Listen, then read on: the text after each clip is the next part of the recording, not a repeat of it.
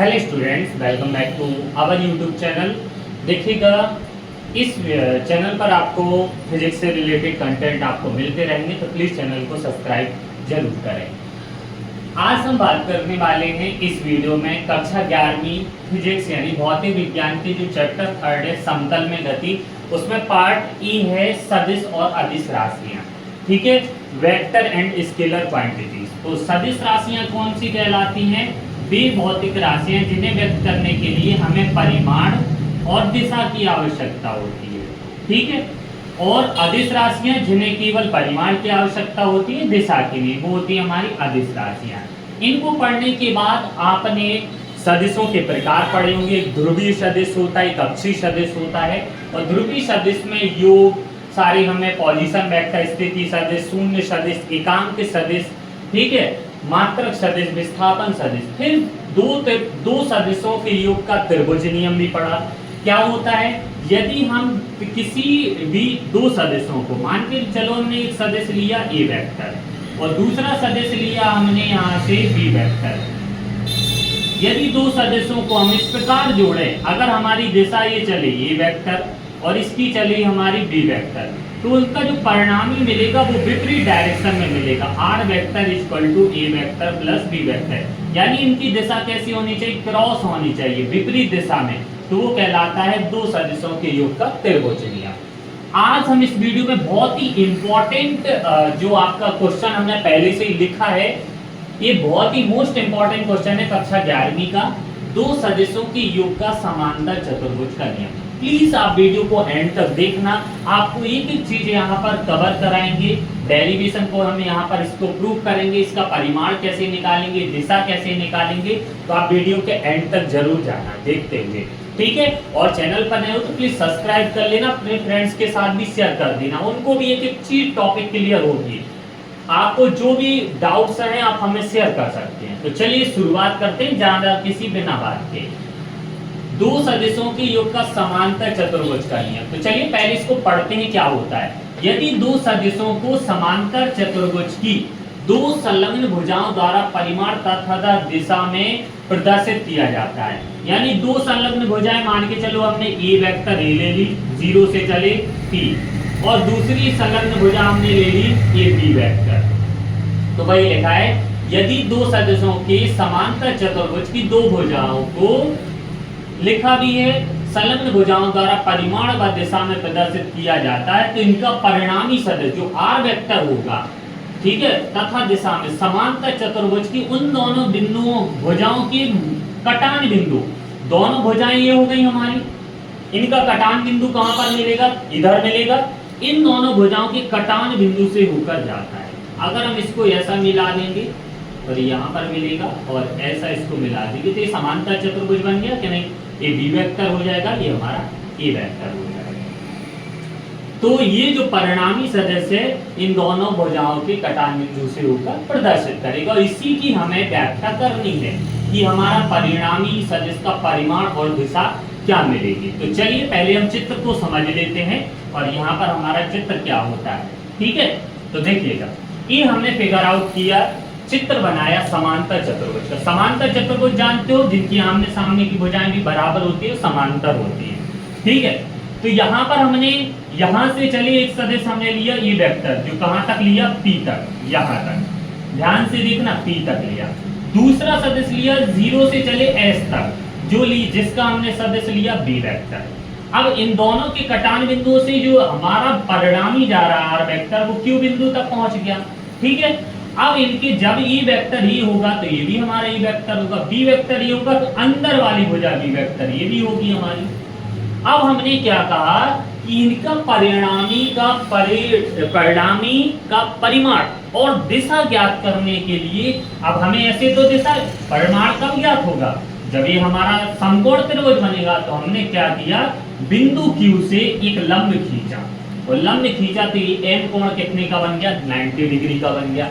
जब ये 90 डिग्री का बना तो ये इन दोनों सदिशों के बीच मानते हैं कि एक कोण थीटा है, तो अंदर वाला कोण भी हमारा थीटा मिलेगा। मिलेगा कि नहीं मिलेगा? और ये तो हमारे आर वेक्टर परिमाण की गणना हो जाएगी, परिणामी के परिमाण की। और जो दिशा मिलेगी वो अल्फा से हम इसे दिशा से इसको ज्ञात करेंगे।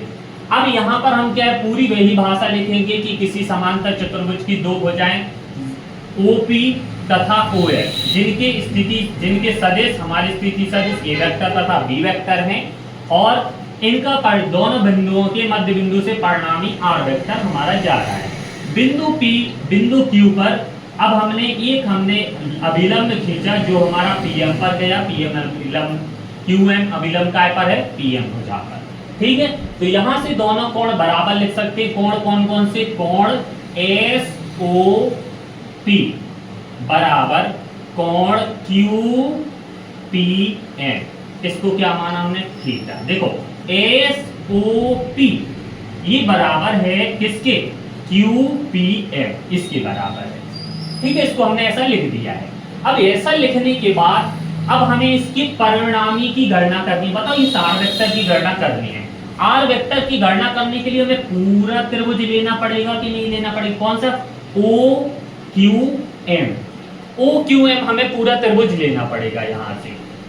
अब इस त्रिभुज को कैसे लेंगे, जब ये 90 डिग्री का होगा तो इसको 90 डिग्री को करने के लिए 90 डिग्री में अब हम इस पूरे त्रिभुज की गणना करेंगे। ठीक है, तो लिखेंगे समकोण त्रिभुज OQM। ठीक है, 1 मिनट। अब देखेंगे हमें परिणामी सदिश R वेक्टर ज्ञात करने के लिए लिया त्रिभुज OQM में। अब देखो OQM में हम कैसा करेंगे, यहां से हमें ये दिख रहा है समकोण त्रिभुज बन गया। देखो यहां से हम बता देते हैं, ये पूरा देखो यहां में P है और यहां पर M है और यहां पर O है और यहां पर Q है। ठीक है, इस R वेक्टर को हमें ज्ञात करना है। तो देखो ये 90 डिग्री के सामने की भुजा ये कहलाएगी कर्ण और ये क्या कहलाएगी, ये अल्फा कोण बना रही, तो ये लंब और ये क्या हो जाएगा, आधार। तो आपको देखो ये कर्ण ज्ञात करने के लिए दोनों भुजाएं को चाहिए होगा, तो इसको हम लिखेंगे पाइथागोरस प्रमेय।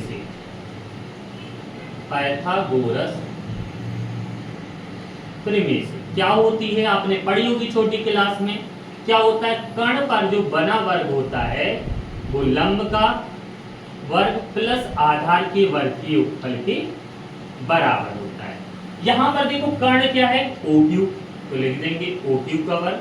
लंब क्या है यहाँ पर, QM, तो QM का वर्ग आ जाएगा, प्लस आधार क्या है, पूरा आधार OM, तो OM। इसके ऊपर ऐसा कर दो वरना आप कहो कि सिंगल भी, तो एक भुजा को लिखा है हमने।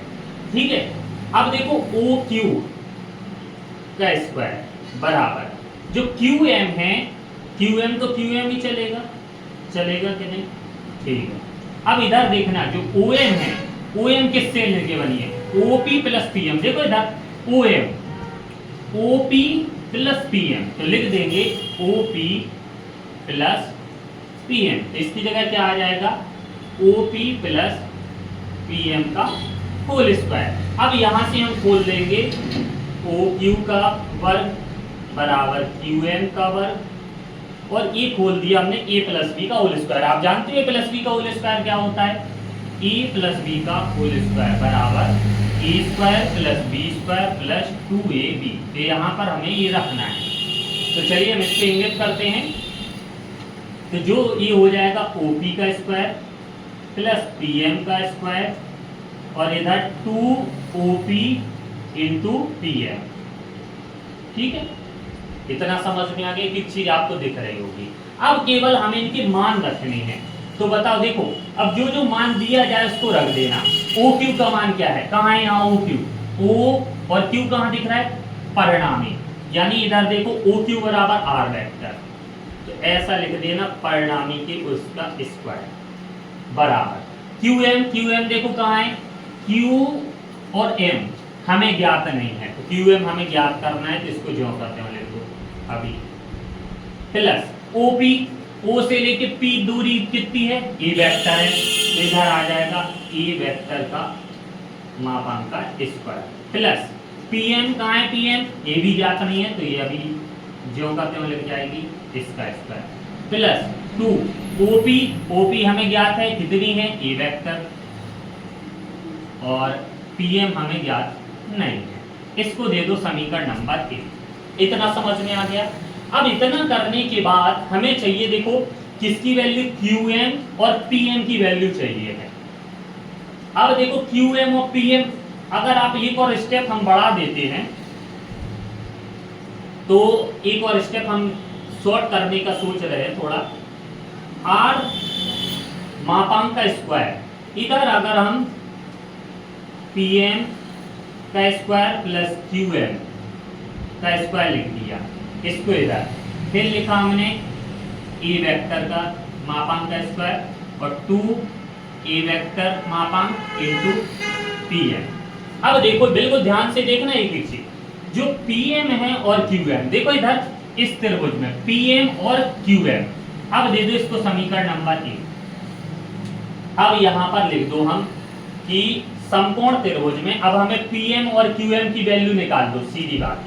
तो PM और QM की वैल्यू निकालने के लिए अब हम क्या करेंगे, यहां से लिखेंगे, देखो यहां बता देते हैं समकोण त्रिभुज किसमें बात करेंगे, QMP में। QMP में देखो जिस एंगल का 90 डिग्री का होता है वो बीच में आता है। हमें चाहिए, देखो कौन, पहले चाहिए PM। PM क्या है, हमारा आधार है, और ये क्या है, कर्ण। और कर्ण और आधार की गणना किसमें करते हैं, cos थीटा। तो cos थीटा बराबर क्या होता है, आधार बटे कर्ण। आधार क्या है इसका, PM है, और कर्ण क्या है, R वेक्टर है। ठीक है, तो सॉरी ये R नहीं है, B वेक्टर है, ये कर्ण B वेक्टर। तो PM की वैल्यू कितनी आ गई, यहां से PM बराबर आ गया B वेक्टर cos थीटा। ये निकल आई cos थीटा की। अब हमें चाहिए किसकी, QM की। तो ये QM क्या है, लंब, और ये क्या है, कर्ण। तो लंब और कर्ण की गणना किसमें करते हैं, sin थीटा में। तो लिख देंगे sin थीटा बराबर क्या हो जाएगा, लंब बटे कर्ण। तो लंब कितना है हमारा QM, और कर्ण क्या है, B वेक्टर। तो यहां से QM की वैल्यू क्या आ गई, B वेक्टर sin थीटा। अगर आप और अच्छे तरीके से देख लो तो PM का स्क्वायर और QM का स्क्वायर, लंब का स्क्वायर और आधार का स्क्वायर, कर्ण स्क्वायर बराबर होता है। तो B वेक्टर का स्क्वायर भी लिख सकते हैं। बाकी अगर नहीं करना चाहो तो यहां से यहाँ के वैल्यू पुट अप करो, यहां से इनके मान इसमें रखो।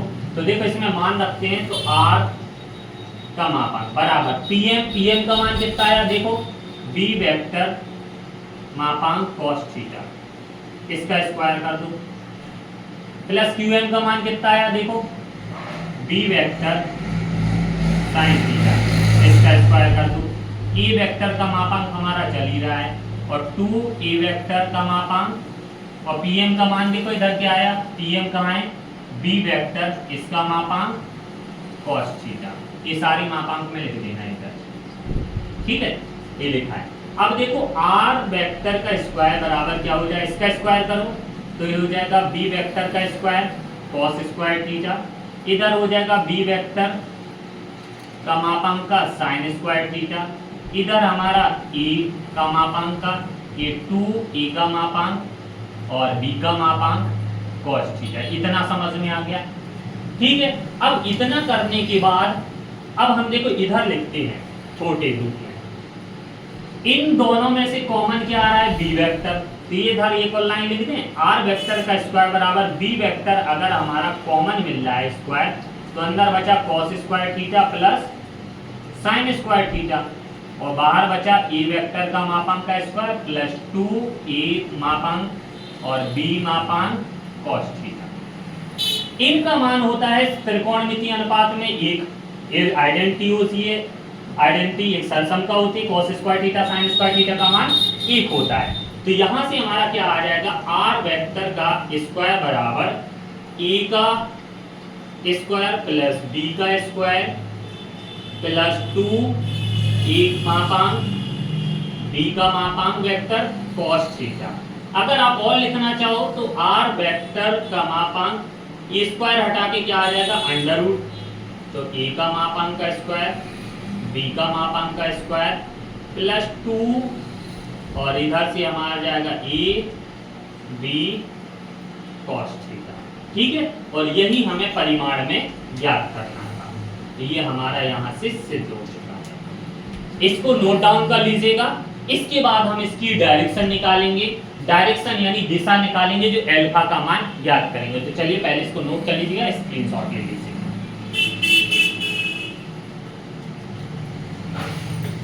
चलिए अब हम बात करते हैं, ये तो हमारा परिमाण निकल आया। परिमाण क्या निकला? R vector A under root A मापांक का स्क्वायर प्लस बी मापांक का, इधर देखो इधर एक गलती की, स्क्वायर है, square plus 2a vector dot B vector cos theta.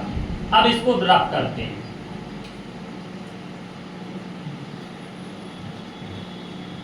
ये हमें वैल्यू अभी काम आएंगी तो इनको लिखा रहने देते हैं और यहां तक हमने इसको रख कर दिया। अब हमें निकालना है अल्फा की value.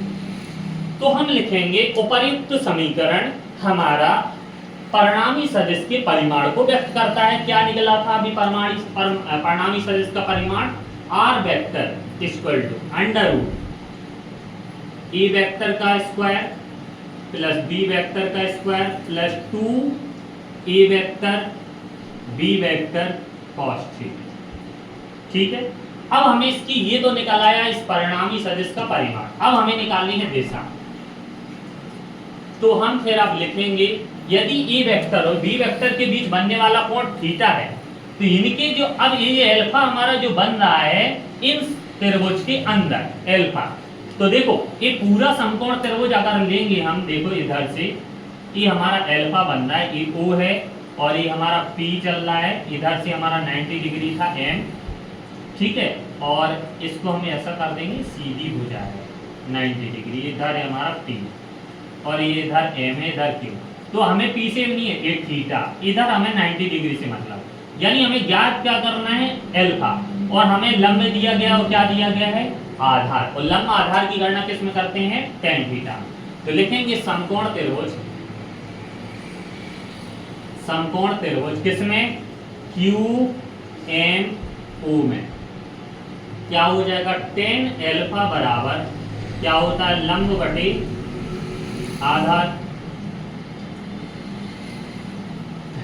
Perpendicular upon base, perpendicular क्या है? क्यू एम है और बेस हमारा क्या है?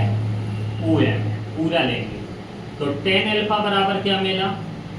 क्यू एम बटे ओ एम। अब देखो ओ एम हमें पता है किसके बराबर है? ओ एम है हमारी ओपी प्लस पी एम के बराबर है कि नहीं है? तो चलिए इसको लिख देंगे। तो tan अल्फा बराबर हमारा हो जाएगा क्यू एम बटे ओपी प्लस पी एम। अब इसके मान रख दो।